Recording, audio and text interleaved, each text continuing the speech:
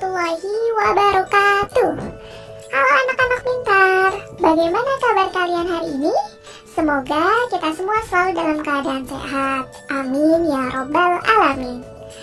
Pada kali ini kita akan mempelajari mengenai siklus air atau daur air.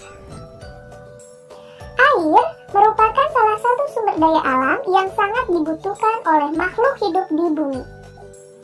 Tanpa adanya air, manusia, hewan, dan tumbuhan tidak akan dapat bertahan hidup. Berikut ini adalah manfaat air bagi kehidupan makhluk hidup. Bagi manusia, air dapat bermanfaat untuk kesehatan tubuh, untuk keperluan rumah tangga seperti minum, memasak, mandi, dan mencuci. Air dapat dimanfaatkan bagi sarana rekreasi dan olahraga seperti renang, selancar, arum jeram, dan sebagainya. Dan juga sebagai sarana transportasi. Bagi hewan, air bermanfaat untuk minum, sebagai tempat hidup, untuk beberapa hewan yang hidup di air, untuk membersihkan tubuh, dan mendinginkan suhu tubuh. Seperti pada kuda Nil. Tahukah kalian bahwa kuda Nil menghabiskan sebagian besar waktunya di dalam air loh? Kuda Nil berendam dalam air untuk menjaga suhu tubuhnya agar tetap dingin. Sedangkan bagi tumbuhan, air bermanfaat sebagai tempat hidup bagi beberapa jenis tumbuhan yang hidup di air, seperti eceng gondok, teratai, dan pandan air. Dan sebagai salah satu bahan utama proses fotosintesis.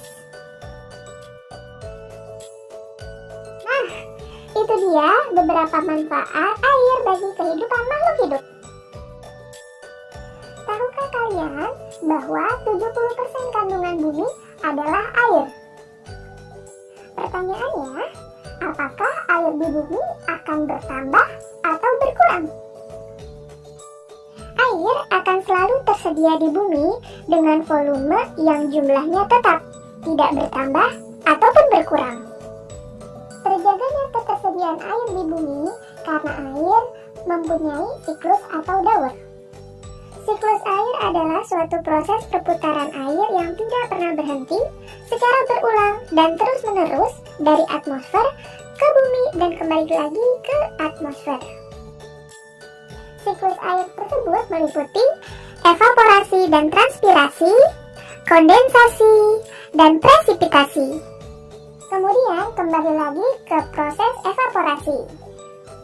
Mari kita bahas proses siklus air tersebut.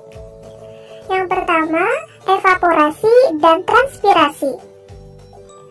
Evaporasi adalah peristiwa penguapan air yang ada di laut, di sungai, dan di daratan karena panas matahari.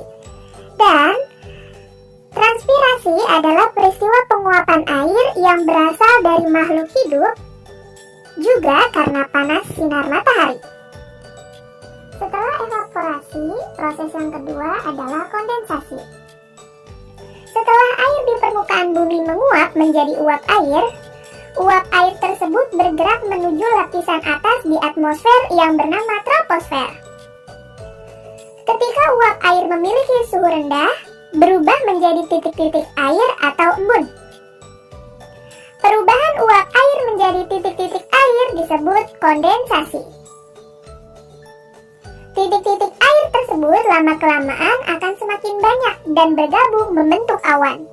Setelah kondensasi, tahap selanjutnya adalah presipitasi atau turunnya air hujan. Saat uap air terus berkumpul menjadi awan, maka awan tersebut akan semakin berat. Jika awan tidak mampu lagi menampung titik-titik air, maka titik-titik air akan jatuh menuju permukaan bumi yang disebut sebagai air hujan. Proses ini dinamakan presipitasi. Jika suhu sangat rendah, yaitu berada di bawah 0 derajat Celcius, seperti di daerah kutub utara atau kutub selatan, tetesan air ini akan jatuh sebagai hujan salju atau hujan es. Air hujan yang jatuh ke permukaan bumi sampai ke permukaan tanah, kemudian meresap ke dalam tanah, melalui celah-celah dan pori-pori tanah serta batuan, membentuk cadangan air tanah atau mengalir di permukaan tanah menuju perairan seperti danau, sungai, dan laut. Itulah materi tentang siklus air. Semoga video ini bisa membantu teman-teman untuk memahami materi yang disampaikan. Demikian, terima kasih. Wassalamualaikum warahmatullahi wabarakatuh. Sampai jumpa.